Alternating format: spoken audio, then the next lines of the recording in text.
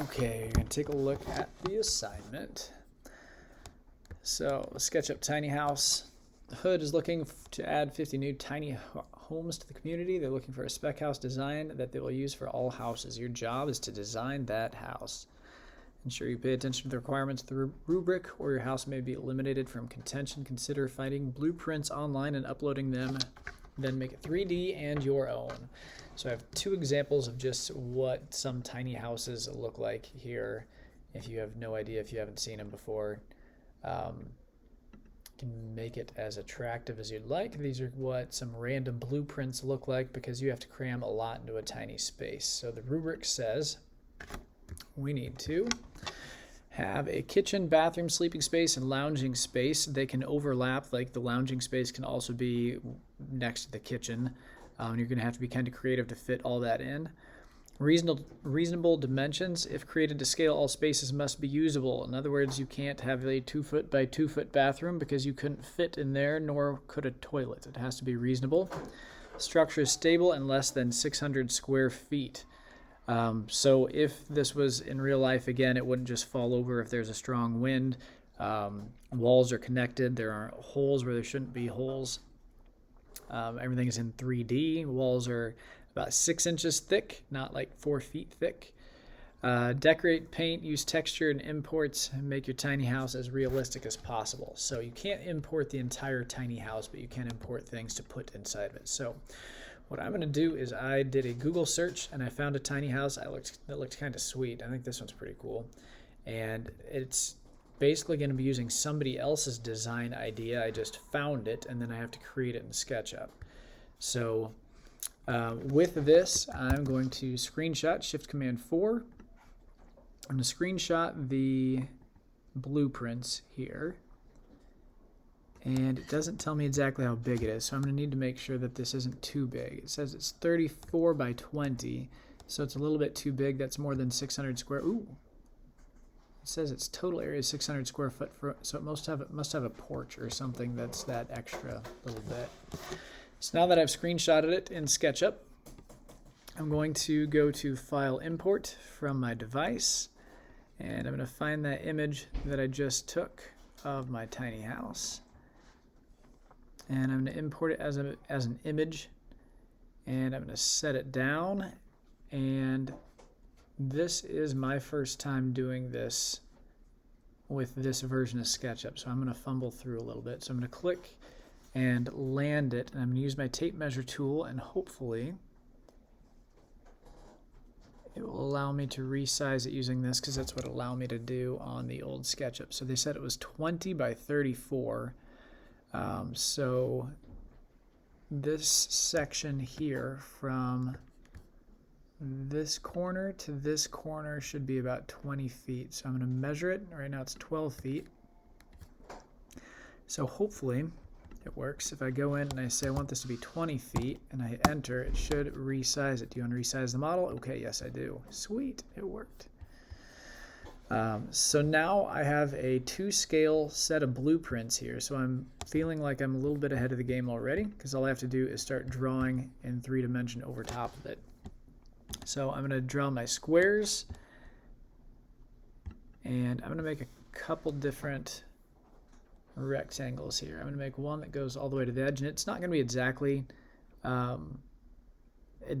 the right size, and it looks like because it's not a true rectangle, that's why I'm at 600 square feet, because from here to here would be a little less.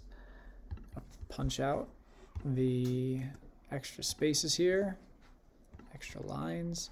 So I now have my outline done already. The next thing I'm going to do is I'm going to measure in 6 inches from each wall. And right, it doesn't matter what I type in there. I'm going to put in 6 inches, enter. 6 inches, it's figuring out what I'm doing. 6 inches, 6 inches.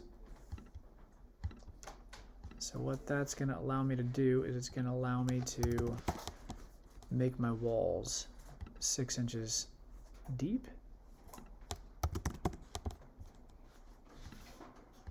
Almost ready. All right. I'm going to use my rectangle tool again. And from the corner intersection to the other corner intersection. And from this corner to this corner.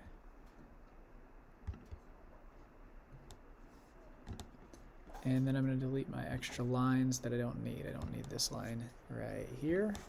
I don't need this line right here.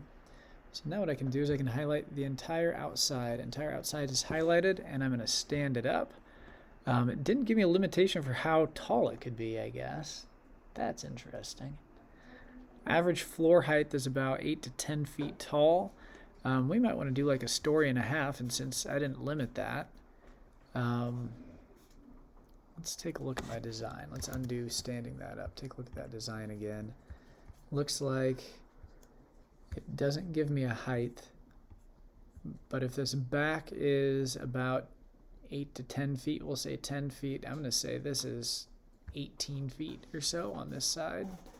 And I like their design, so I'm going to do what they're doing, roughly. So again, I'm going to click inside, and I'm going to stand this baby up. We're going to go about 18 feet tall, which is way taller than I need to be. Holy buckets, that's huge. And I don't know how to zoom out. There we go. Actually, that's insane. I'm not going to do 18 feet tall. That's way too tall. I'm going to go like 14. That's still plenty tall. 14 feet. And zoom out if it will let me. Please, please, please. That's not cool. Are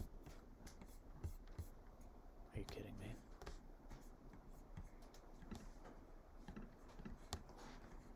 Let me zoom out.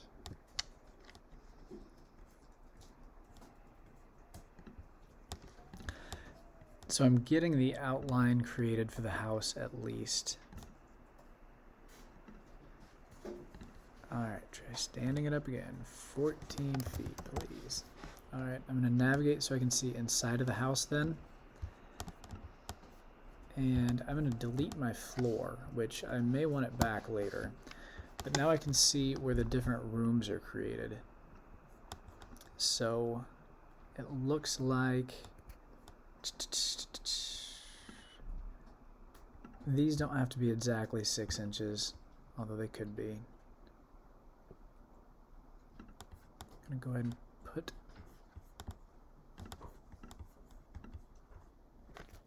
nope, I should change my perspective. Let's try again.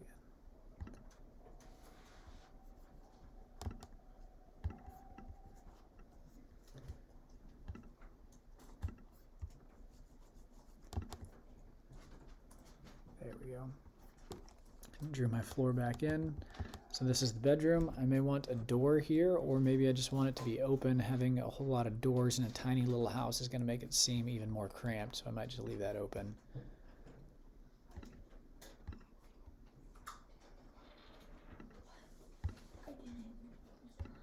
And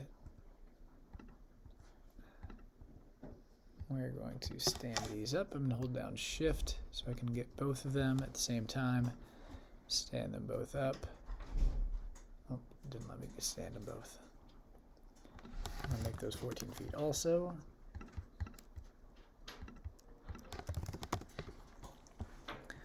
And I have some extra lines here that are just kind of ugly. I'll get rid of those. And the thing that I do need enclosed is my bathroom for sure. The rest I can probably kind of leave open a bit. So if you're starting to feel a little bit more confident with what you're doing, you can always stop the video. If you want to keep watching, I can keep drawing for a while in case there are things that you need to feel more confident with.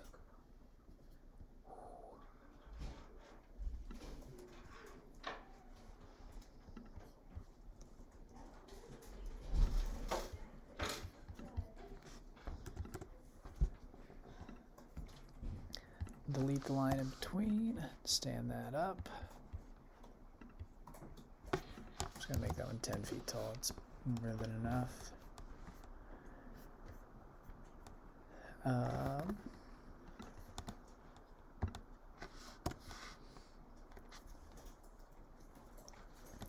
So I'm going to go back and look at my design here. And it looks like the entrance is over here, which is over here, spun around, which would make my front towards the top.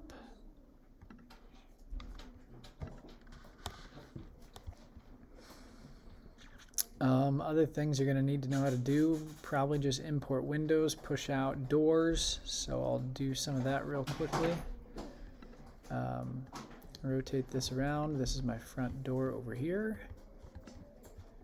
So most doors are about 3.5, about 3 wide by 7.5 feet tall or so. So I'm gonna go 3 feet, comma 7 feet. Enter. That's way off. Let's do this instead. Let's import.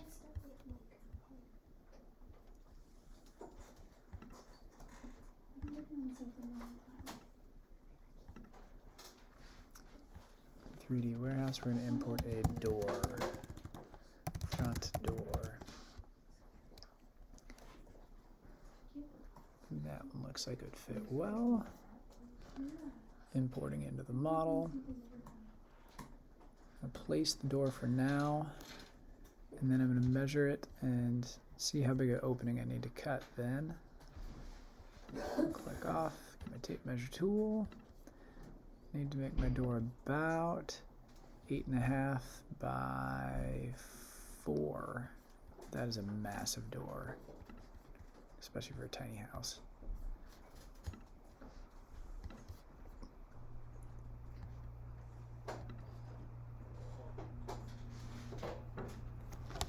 "4, 8. And I'm going to take this. I'm going to use my push-pull tool, and since I know this wall is exactly 6 inches, I should be able to push that in. If it doesn't give me the offset, I can just type in 6 inches, but otherwise my door is going to disappear. I'm going to rotate this around when I find the right tool.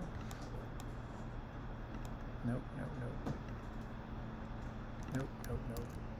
The blue axis. Turn it 90 degrees. And then slide it into place. You do the same process for a window as you would the door. Snap it into place.